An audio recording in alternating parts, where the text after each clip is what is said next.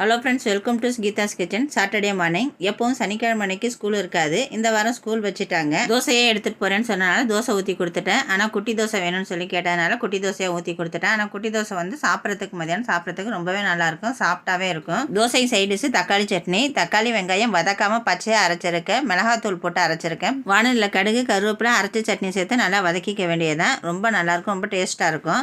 மதியானம் லஞ்சுக்கு பொங்கலுக்கு வாங்கின காய்கறி எல்லாம் மிச்சம் இருந்துச்சு. அந்த காய்கறி வச்சு தான் மதியானம் லஞ்சு செஞ்சேன். அவரைக்காய், பரங்கிக்காய், கத்திரிக்காய் போட்டு சாம்பார் வச்சுட்டேன். அவரைக்காய் வறுவல் பண்ணிக்கிட்டேன். கருணக்கிழங்கு வறுவல் பண்ணிக்கிட்டேன். பாதி மாங்காய் இருந்துச்சு, அதையும் பச்சடி செஞ்சுக்கிட்டேன். நாட்டு சக்கரை போட்டு செஞ்சுருந்தேன்.